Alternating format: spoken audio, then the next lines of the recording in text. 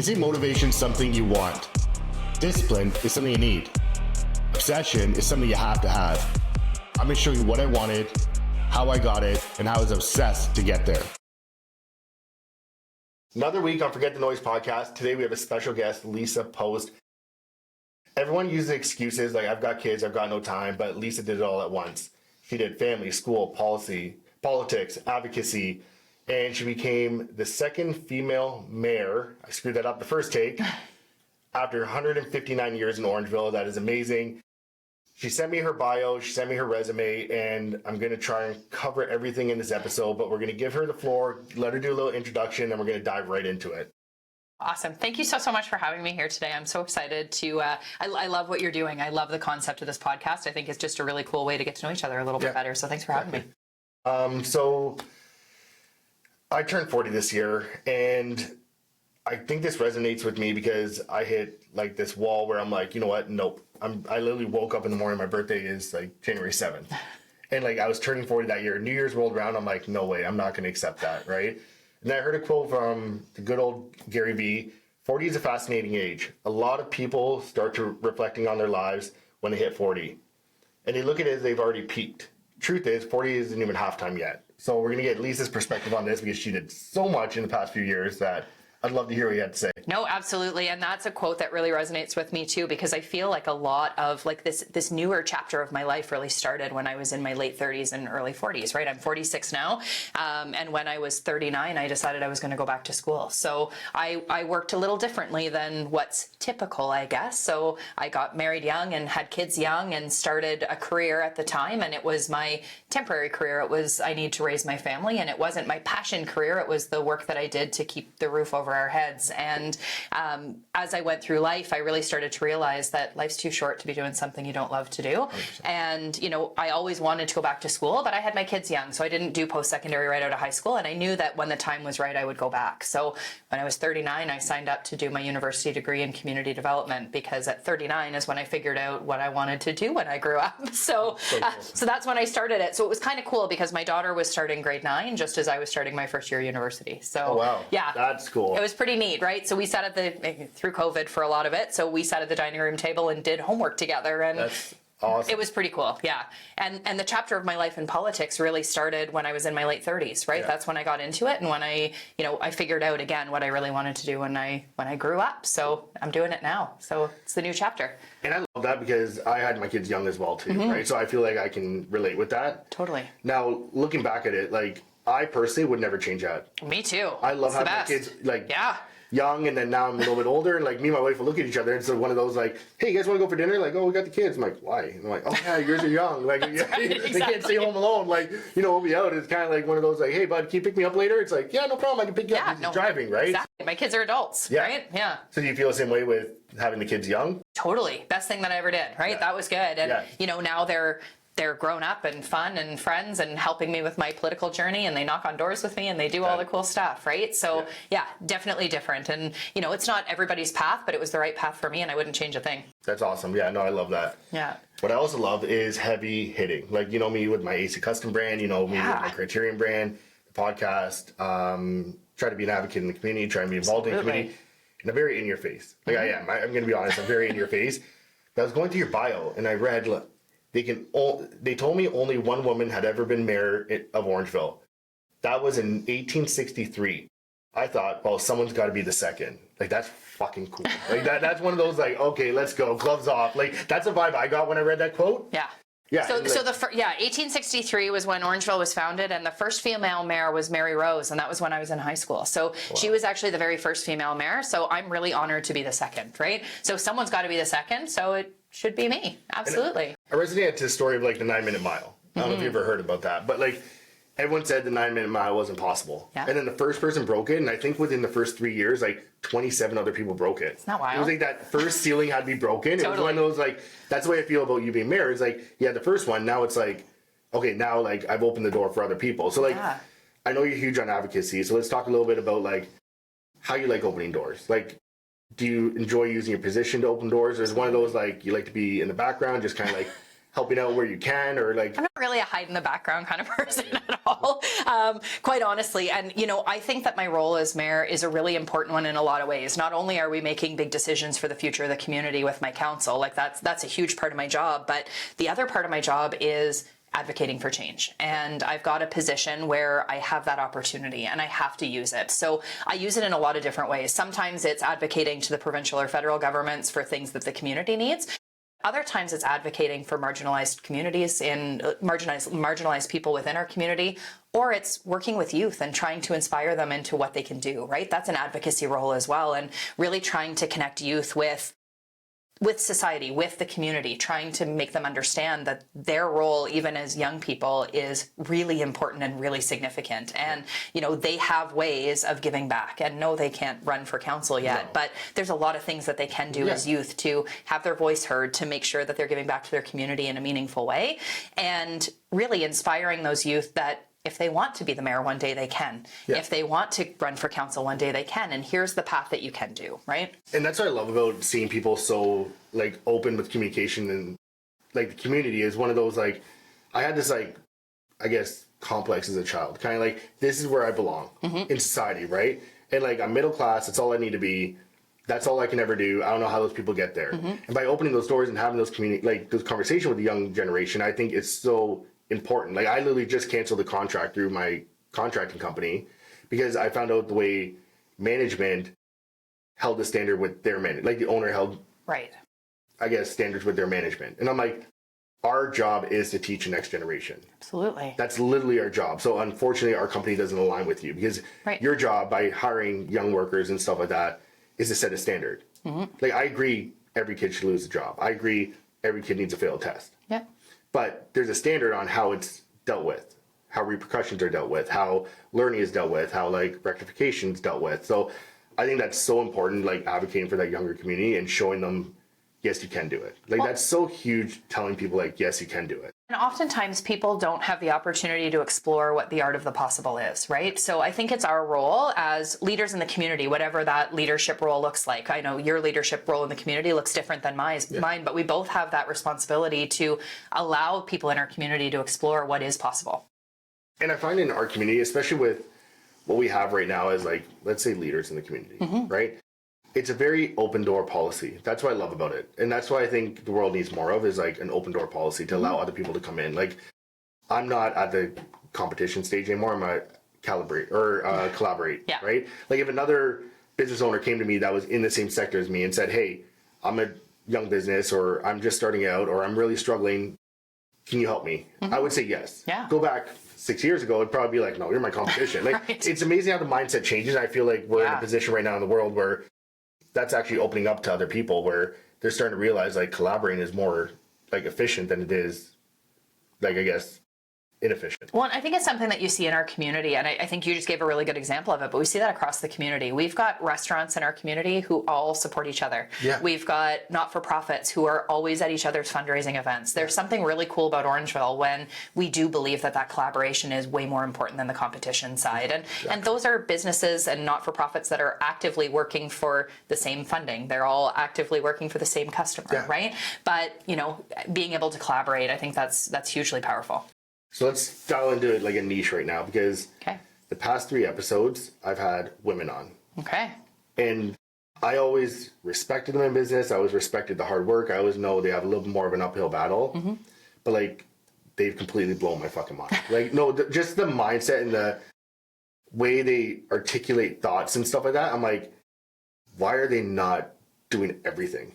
Like, I know it sounds bad, but like, man, step it up. Like, literally step it up. Like, I've been talking to someone, especially behind the scenes, and like getting into these conversations, and I'm like, I wouldn't even have thought about that. And I'm pretty good, like, business sense, community sense, stuff like that. And I'm looking at them, I'm looking at things like trying to get involved in local communities like the D-Bot and stuff like that. Yeah, great. And the people I'm having on, and I'm sure you've done it too, is like, they're, instead of looking for a committee or place to be, they're creating those spaces, like masterminds and like committees and stuff like that. So there's one thing I heard, that women belong in all places where decisions are being made. One of my favorite quotes, isn't it? One of my absolute favorite quotes. And I think it's so important, right? It's people think that it's 2026 and that isn't relevant anymore, but I have to tell you it is. And I mean, I grew up in a family that believed that women could do anything. My grandfather was a pioneer in politics as well. And, you know, he was around when Hazel McCallion was running for mayor for the first time, and he was a big supporter of hers in a time that supporting women in those roles wasn't really the most popular thing to do. And so I grew up in a family where we really believed that you could do anything. And I have to tell you, I was absolutely stunned when I knocked on a door during my last mayoral campaign in 2022. And there was a gentleman at the door, and I'll use the term loosely, but who actually said to me, why do you think that you have the right to run for a man's job? And I was floored. Like, this is 2022. And I'm like, you know, I don't often get speechless, but I was pretty speechless because I actually laughed because I thought he had to be kidding, and he wasn't kidding. He really believed that being the mayor was a job that a man should do and that women had no place in it. That is 2022, crazy. right? So we still need to talk about that. We still need to talk about the fact that women aren't often equally represented at those tables where decisions are being made. And when I walk into conferences and things like that, it is still a very male-dominated industry. Being in politics is still very male-dominated. It's getting better. It's definitely becoming more equal. There's lots of really great female mayors that I work alongside with that I have the utmost respect for, who are doing really great work across their communities. But when you walk into the building, it is still mostly men. It is still primarily men. So Lisa Post as a whole, not mayor, not 27 other things on your resume, not like a mother, just Lisa Post herself. Like, why take on that burden? Like, where did that start?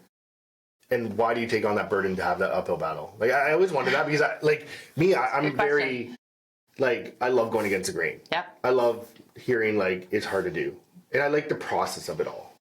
Like the end result, say, like, I was running for mayor, right? If I were to put myself in your shoes, becoming mayor wouldn't be the end result. I would enjoy the process of door knocking, campaigning. It's the best part. Like the hard part, right? Yeah. And once you get married, it's kind of like my book. I said it on one of my last podcasts when I'm like, I said I'm going to write a book. I wrote it in like a weekend, and I had the book in my hand, and I'm like, who cares? I wrote a book. Now what's next? Like, I like the process of writing the book, the thought of it, the struggle of, am I going to finish this book on time? So like, you as an individual, like, take away all your titles, strip you right down just to a genuine human being. Why do you take on that burden? Like, what goes through your head? Honestly, I think it is all the titles that I have in my life that made me want to take on the burden, because I love the community. I care about what happens for it. I have kids that I wanted to be able to make sure could afford to live here and raise a family here, and that they would want to choose our community as theirs, right? Yeah. So knowing that I have a skill set that's different and maybe a perspective that's different than some of the previous mayors in the past had is what really pushed me into running for politics in the first place. Yeah. Was I wanted to be able to tangibly make a difference in the community that raised me. And, you know, I was born and raised in Orangeville, and I care deeply about this community. So I really wanted to have a place where I could do that. As a person, I'm like you. I like the challenge of things, right? I love the campaigning side. A lot of candidates don't love knocking on doors. It can be overwhelming. You never know what you're going to get when you knock on a door. Like someone who's going to tell you that you shouldn't run for a man's job. Right? See, like, getting a door slammed in your face, like, it's humbling. Or getting a no over the phone, like, it's. Oh, yeah. Everyone should go through it. Like, yeah. And it takes a lot to go to the next door, right? And once you've gone to the next door and you get greeted with kindness or you get greeted with support, it's like, okay, I'm fired up again. I can keep going, right? And I think that that's part of the process, is the challenge, and working towards something that's so important to me is part of it, right? This job means everything to me. It really does. I love the role that I'm doing. I love the impact that I can have, but the challenge of getting there really makes it rewarding. So you've clearly taken the path of least resistance more than once, right? As a whole, everywhere you go, like female mayor, like going back to school at 39, like having a family young when I'm sure your friends were out partying. And totally. So, like, let's talk about the moment you knew you were like this. Like, was there a turning point where you're like, I remember when I started my business, I remember I walked in my office, I looked at my boss, I'm like, I'm too smart for this. Like, it sounds arrogant, but I'm like, I'm not doing this. I'm too smart for this. I'm going to go do my own thing, right? Was there a turning point where you actually thought to yourself, it's like, I'm constantly doing the hard thing, or I'm constantly breaking barriers, I'm constantly opening the doors for everyone? Was there, like, even after the success, like, was there some point you looked back at yourself and said, that's when it was? Or... No, I don't think so. I mean, I really think about my time throughout, and even through high school. Like, I always wanted, you know, I did at the time I went to high school, there was still grade 13, right? Yeah. I did my grade 13 in 4 years. So I didn't do 5 years of high school, I did it in 4. So it was still kind of one of those things where I wanted to be challenging myself. In grade 10, I was doing grade 12 English. In grade 11, I was doing my grade 13 classes. Like, again, I was always trying to, I guess I made things a little difficult for myself. But again, it was the challenge of it. It was wanting to show that I could do the hard things, that I can, I think it's not proof to anybody else, but it's proof to myself that the hard things can be done. And if there's something that you want, if you put the work in and you put the effort in and, you do it with all your heart, it can be achieved, right? Yeah. And there was a lot of people who said, you're 39 and you're on council and you're going to go back to school. Like, you've still got kids at home and you've got, like, how are you going to fit it in? And I'm like, if you want something done, give it to someone who's busy and we'll find the spot. If it's something you care about, you're going to schedule it. Yeah. And I have a really great calendar because if I didn't, I wouldn't get the things done that I could do, right? But my life has to be scheduled that way. And going back to school and doing the degree that I finally figured out that I wanted to do, it was what I wanted to do. So I was going to make sure that I did it, and I did it with honors, and I, won the award at my graduation, awesome. And I did all the things, right? That was important to me. And did I need to have a 90% average in school? No, I could have done, C's get degrees too. Yeah. So, but I wanted to do it the way that I wanted to do it, right? So, I did it my way and made sure that it was a priority, and I wanted to be awesome at it. I wanted to do it with my whole heart. So building that credibility to yourself, because we do that, like high achievers, and I'll call us both high achievers, right? I feel like we eventually get this point where we get this like bank of like proof of concept. Now, do you feel like you're always a spear of the head, and that's why, because I want to get into you opening the door for some advocacy groups, because you've done a great job for that in Orangeville. Oh, thank you. So I do want to talk about, like, have you naturally taken on that role? Have you felt like that mama bear kind of thing? Like, okay, I'm in a position, I worked hard, I've gone through resistance, no one else should have to go through that kind of like mud and truck. Yeah. So like, I'm going to be the head of the spear and do this because now I have the position to do that. And do you feel like it's partly because of how much you've already accomplished? Definitely partly. And again, I think it's because I have this debt to the community that I feel like I owe. It's the community that raised me. I value it deeply. And I think that we all owe a little bit back to the community that raises us, right? And we can give back in whatever way works for us. And I think for me, it is often in a leadership role or in an advocacy role. I don't do well sitting back on the sidelines. I'm usually the one who wants to start the committee or open the door or start the event and, try and do the things that will bring people together. So I think it just naturally happens when you're in that kind of high achiever wanting to succeed role. That's perfect. And so adding in those advocacy groups with you being a mayor, you being a mother, like going back to school and everything like that, I feel like I'm doing that right now because I'm kind of going through your resume. Oh. So like, I'm not being rude to her. I'm just okay.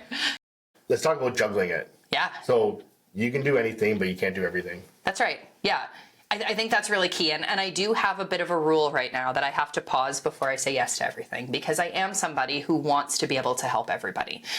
When somebody asks if I want to sit on their committee, I want to say yes because I care about their cause, right? But I also have to realize that I'm one person and I do have to take some time for myself as well. So I am getting better at saying no.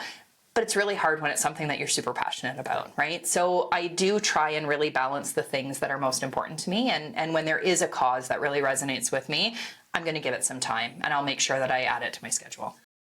So I got asked a question 3 weeks ago. Yeah. And they're like, what does an average Tuesday look like? And I'm like, and like when someone asked me that, I'm like, I love it. So I got to ask somebody that's just as busy. So like, I don't know why it just resonated, like it just kind of like stunk into me, and I was like, that's a really cool question. It is a cool question. Yeah, like, what does an average Tuesday look like? Yeah. And that's a funny question because I always tell people that I don't have a typical job. It is Thursday. Yeah. But I don't have a typical job. I don't work 9 to 5. My days are also different. And I think honestly, it's one of the things that I really love about it. But in a typical, like we'll say it's not summertime and it's kind of start of a council term and we're working on some stuff. My days are full with meetings, meeting with residents, meeting with staff at town hall, reading reports. I read a lot. Like every day I'm reading a couple hundred pages of reports that need to be done because I've got multiple councils that I sit on. I'm on county council and on local council. So I've got reports that need to be read and some of them are pretty slow reads. They're technical reports that I need to know. So I get about 250 emails a day that I sift through and respond to. You got bring in AI. I got 3 of them working on my computer right now. It's like game changing. Yeah, for me. Like, no doubt. So lots of that. But I think my favorite time is that often I'm going into schools and meeting with students and teaching them about municipal government and teaching them civics, right? Like why does our democracy work the way that it does? So I'll often go meet with schools or user groups or anything like that. And then Is that mandatory in your role, or is that just kind of? it's just something I love to do. That's just to line up my next question. Yeah. I just want to know. It does. It's one of the things that I love to do, and you'll find that a lot of mayors do that. Go in and talk to school groups and stuff. I get the girl guides who come in and get tours of town hall, or the local karate club will come on spring break and do a tour, and I'll talk to them about the history of Orangeville and how municipal government works. I also teach part-time at Georgian College when it's during the school year, so I teach in the social service worker program, and that keeps me connected to the education side, because I really do believe that continuous education matters, and when I'm not in school myself, I like to be able to teach others. So That's crazy. I do it very part-time, very, very part-time, like one or two courses a semester. Right? And it's local. I'm teaching at the local campus, which is great. But that's kind of typically what a day would look like for me, is that usually I've got, a couple of hours of prep work for school and some hours of prep work for council stuff. So when things don't go to plan, what's the first thing to break? Because that was my that's a good question. That was a follow. I was like, I don't know, like everything. It'll always be something in my personal life that breaks first, right? Like that's what's going to drop, is something that I've set up for myself. That'll be the first thing to go naturally, right? Yeah, so I don't get a lot of evenings to myself, because we're typically at events where evenings are big when you're the mayor. So we go to a lot of different community events, and oftentimes those will take priority over personal things that I want. And do you find yourself, because you've been doing this a while, you have some experience in it, can you catch it as it before it starts crashing most of the time? Yes. You're pretty good at it. Absolutely. I can see when things are, and I also know now that I'm into the routine a little bit, I know where the busy times are, so I know where to be kinder to myself, and I think to be a little more prepared for it. Yeah. So I know that when we're heading into budget times and I'm dealing with budgets at 2 different councils, that's going to be chaos for me. Yeah. November, December, January are crazy, right? So I try to be kind to myself and not overextend myself during those times, because I have to be realistic to the fact that my job will be exceptionally demanding. But in a slow time like summer, we don't have a lot of council meetings. Our committees don't meet as often. So I do have a little bit more flexibility. So even though I don't work a regular 9-to-5 job, it's still a job with a lot of flexibility, which is great. And I do want the show to be impactful. So I do want your input, because you have mayor, warden, professor, multiple boards, community involvement, fundraising. And imagine someone's just sitting in their car listening to this right now. Or going for a walk or whatever it is, or I've called them and said, hey, you have to listen to my show. Like someone's listening right now. Yeah, right? okay. Now, what's your system? Like, I'm a non-negotiable guy, so I have like non-negotiables or anything, but imagine someone's in there stuck in a bad spot saying, I can't even handle day-to-day life. Yep. And listen to Lisa, just go. Like, give them some advice. Like, coming from your perspective, it's kind of like, how do you handle it yourself? Because that might help someone out there. That's my main thing, is like, it might bring impact to someone saying, I never thought of it like that. Or is that how she does it? Like, I think the biggest thing, honestly, is find your passions and prioritize those. So if you can do that, great. I also think that you need to be kind to yourself, because there are times where it's not going to be easy, and it's not going to come naturally. And there's times where things are falling apart in your own personal life that you're not going to feel like you can pick yourself up and do anything else, right? So I think you have to allow yourself the kindness of that, and recognize that we're all human and we can't do everything. So there are times where days are not easy, right? And where you do have to work extra hard to do the non-negotiables, right? But I think that if you can challenge yourself with prioritizing your passion projects and prioritizing the things that are most impactful to you, it naturally falls into place, or it can naturally fall into place. I have this chip off my block where I'm like, I got to do this for an hour. Like, there's people out there that wish they can do what I do. Like, let's just use a workout, for example. I'm like, I'm only here for an hour. Right. Like, people wish they can leave the hospital bed and come do what I'm doing. So I'm like, it's an hour of pain. Like, no big deal. I'm going to go and do it. So that's a chip off my block, right? And then some other people are like, my why, for like my kids, or like whoever it is that's important to them. And then you also have like you, where it's kind of like, I use my passion as leverage. So it's amazing how many different ways people can look at it. I feel like this day and age, though, people don't know how to give themselves enough credit to go for it. Like they don't know how to use that launch pad to kind of say, okay, this is how I'm going to get there. Yeah. And that's what part of the reason I have the show is, like, I want people to see you can do it. Like, trust, if I can do it, anybody can do it. Like, you know what I mean? It's one of those, so I love hearing people's perspective on it, and I love passion, because this is a passion project. Totally. So, like, today it was a little bit of a busier day, and Drew walks into the office, and I'm running around, and we ran out to shoot some content, came back, I have a bunch of stuff going on with Easy Custom, like, but my podcast is like, I love doing it. So it's like, I want to do this now. Right. Kind of thing, right? So that's really cool. But then coming in with the podcast, I found a lot of people are like, how do you juggle it all? Are you going to be able to do it? Or are you going to do Totally. only 5 episodes? Like, are you going to stick to it? Like, oh, you're going to write a book? So like your position, I'm sure you've had doubters. Oh, totally. Well, and I think just to go back to what you were talking about before, I think one of the important things that people need to realize is that we have all of these different, you can call them chapters or seasons in your life, right? Yeah. So there are going to be seasons in your life where you have to do the grind, you have to do the hard stuff, you have to do the job that you hate because it's the thing that pays your bills and keeps the roof over your head, right? So, and I've done all of those things, right? And I feel really privileged now that I got to a point where I'm actually able to do the job that I love, because it is really a privilege. And I know that not everybody is in that position. So I don't want anybody to think that it's just that easy, that you can just do what you love and it's going to be great, because there are different seasons in your life where it's going to be hard and it's going to be challenging and you're doing a job that you absolutely despise, but you really need to make sure that you keep a roof over your head for your family, right? And I know that there's a lot of people out there right now in economic distress and just really trying to make ends meet. And that's a reality. And I hope for all of them that there's going to be a different chapter coming or a different season coming where they'll have the opportunity to get out of that grind and do the thing that they love and just keep working harder towards that. That's awesome. So who told you that you couldn't do it? Like, I don't want to name, I don't want to imagine, but give me like a real life story, like something that resonated with you where it's kind of like, no, you know what, fuck you, I can do it. So honestly, the first time when I ran for council, and again, I was younger and naive, and I ran for council the first time in 2014, and I lost that time when I ran. So I was brand new at it. I really didn't know what I was doing. I was knocking on my first couple of doors, and it was going pretty well. Like, people were really kind to me, right? And I got to the first door where somebody said to me, but it shows on here that you're a mom too. I'm like, yeah. They're like, well, how are you going to do that? How are you going to be a mom and a counselor? I'm like, well, I've had a job and been a mom for all these years. Like, I'm planning on still having a job and being a mom and being a counselor. Like, so I think that was the first one, whereas kind of young, naive, knocking on doors, I was like, oh, hang on a sec. There's people who think that that's why I can't do it. And then there are other people who's like, well, you've never gone to school for anything. You've never been in post-secondary. Why do you think you could be on council?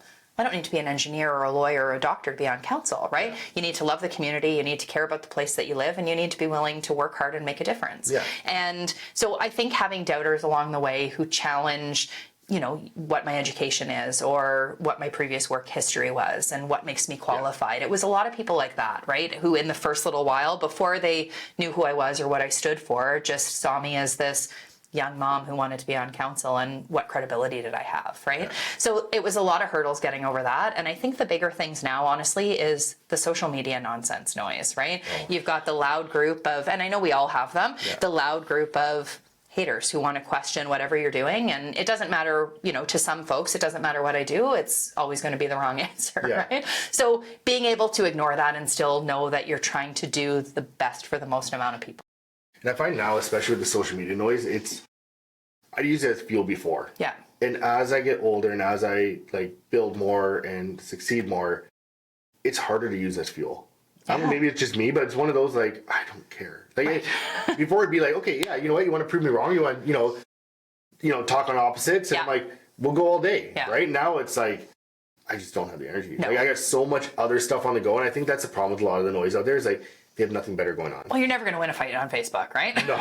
You're never going to win a fight on Facebook. No. And honestly, it was some of the best advice that I got the first time I ran. A counselor mentor of mine at the time had said to me, you know, I use social media as a one-way tool.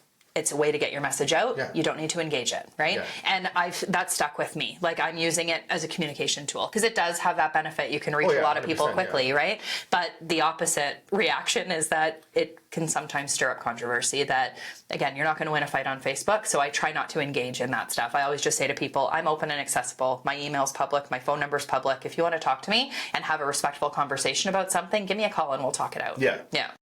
But I do find it does get to people. Totally. And it starts getting certain people, like a certain personality, it starts changing their perspective on themselves. For sure. And you've gone through like life change after life change. Mm-hmm. And have you ever hit an imposter syndrome phase where you're kind of like, is this who I am? All the time. All the time. And I think election day when I won as mayor, I was like, hold on a minute. Like, what gives me the right to do this job, right? Yeah. Like, maybe that guy that I knocked on his door was right. What gives me the right to do this job, right? Yeah. So I get that all the time where you're questioning, you know, am I the right person for this job? And, you know, I just keep doing the work, right? You've just got to keep doing the work and showing up and proving to yourself that you are the right person to do it. Because I think all of us can do anything that we want to if we put our mind to it. That's awesome. So talk about the imposter syndrome. Let's go back to something you said with mentors, because I'm huge on mentors. Yes. I'm like, I think I say it on every podcast. T-Bear, every podcast. It's like, if you want to know what's on top of a mountain, ask someone coming down. Yeah. Like, you know what I mean? Totally. Why you had to go through the shit if someone else already gone through and they can give you a better path, right? Yeah. So through all your stages, have you had different mentors, one mentor?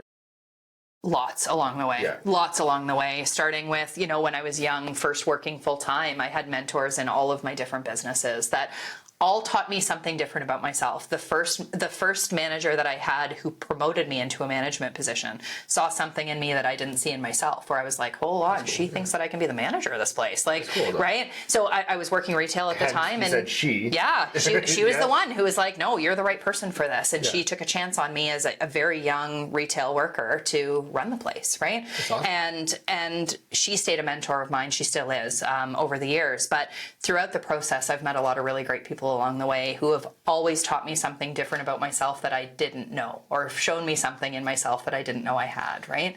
And I think that's something that's great about mentors, is that they can often see things in you that you don't necessarily see in yourself. Now, the mentoree, I guess, I don't know if that's word. Mentee? Yeah, mentee, mentor and mentee. Do you feel like it has to be a certain person to be able to absorb that? Because, like, I'm pretty sure some people are resistant on that, saying, "No, you don't have to tell me how to do it." Or, for sure. You feel like to have a good mentor, you have to have a receptive personality? I don't know that you have to have a receptive personality. I think the mentor has to have the right approach based on what your personality is. I think everybody can be a good mentee if they've got the right mentor in place. So I've had some that have maybe not had the right approach with me, where I probably brushed them off in the beginning, right? And now 10, 15, 20 years later, I can go back and go, well, you know what? I know what they were trying to tell me now. But at the time, the approach wasn't right for where I was at in my life. So I think all of us have the ability to be a good mentee if we've got that right mentor who's resonating with us in that moment. I love it because I'm big on seasons, like you said earlier. Totally. I think every season has a purpose. Yep. Ups, downs, whatever it is.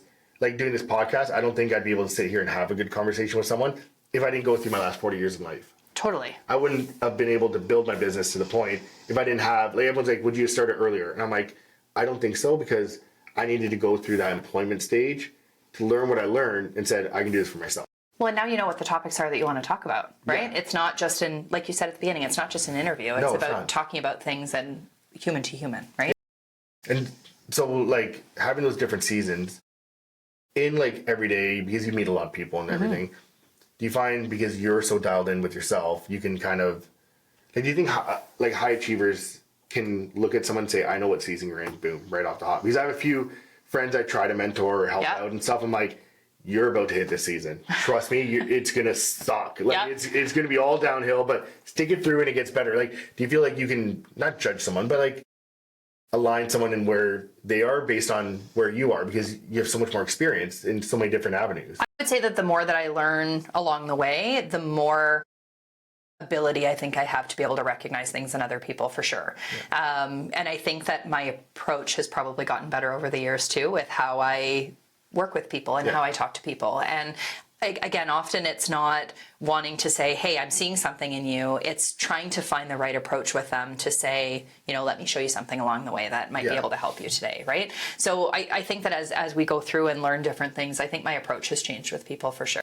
And you feel like a sense of, I guess, how am I going to word this? It's kind of like obligation. Like, I feel like there's certain times where I'm obligated, where I'm like, I better give them a heads up, or I should pat them on the back. Like, totally.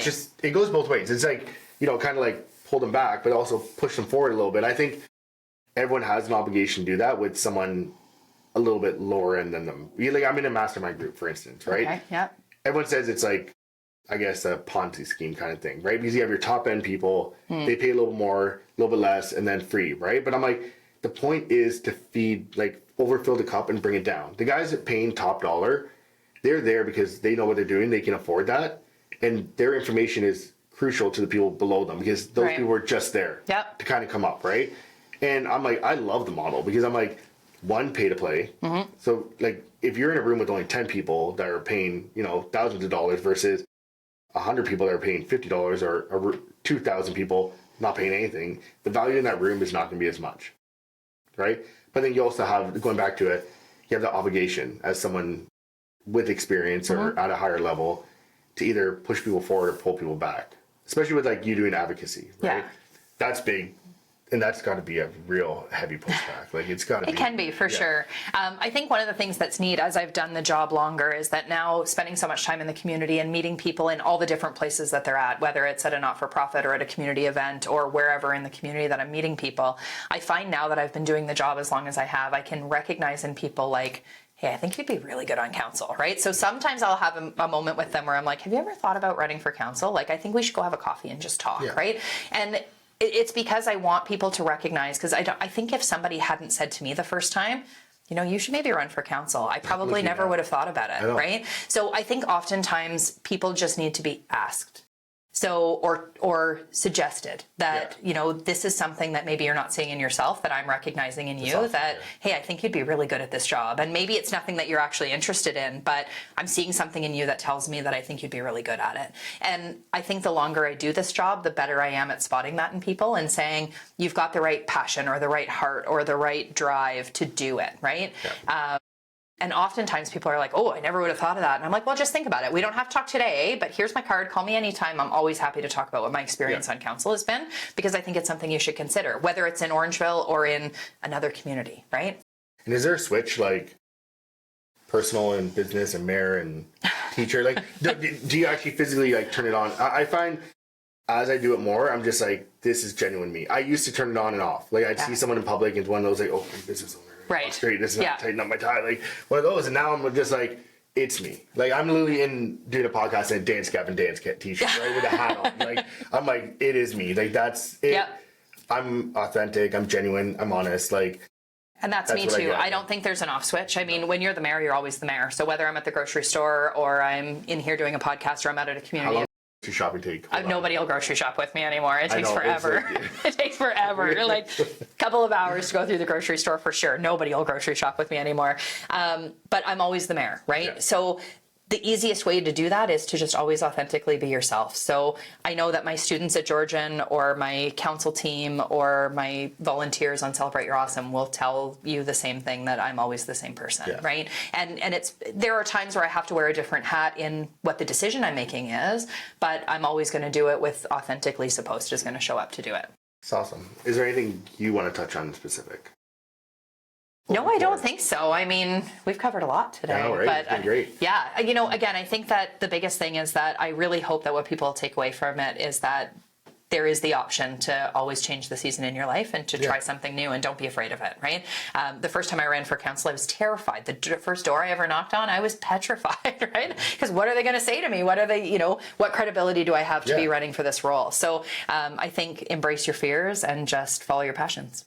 That's awesome. She's good. She's taking like questions right off my board. So I always like to end off with 2 or 3 somewhat simple but kind of deep questions. Okay.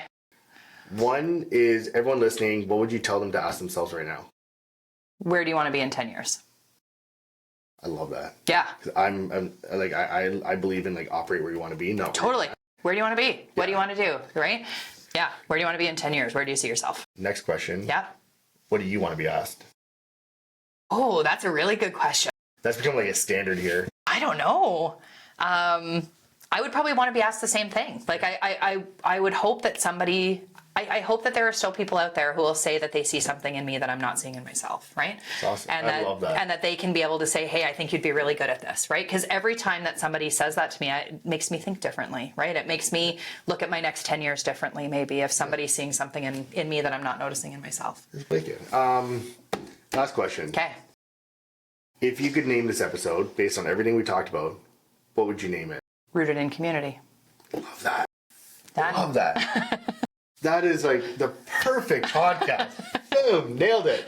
So, Forget the Noise podcast. We are here with Lisa Post. Do you want to do any socials or anything like that, or plugs? Sure. You can follow me on anything. I'm on TikTok, Instagram, Facebook, whatever Twitter's called now. You can find me on all of them. So I'm happy to chat with anybody anytime. And my phone number and my email is public. So if there's anything in the community that you care about and you want to talk about, reach out. I'm happy to chat. All right. Well, thank you for coming on. Thanks so much. It's been awesome interview. Again, women in business, in roles of power, everything like that. Like it's changing by the day, and like everyone should advocate for it and push for it. Agreed. I've talked to them personally, and it's crazy. It's not only just equality, it's the sense of like the way they operate. They look at things different. Like I said earlier in the episode, I look at things to get involved in, and they create spaces to get involved in. Like that's just a small example of what I've learned over the past few weeks doing this podcast. So Forget the Noise podcast, another great episode.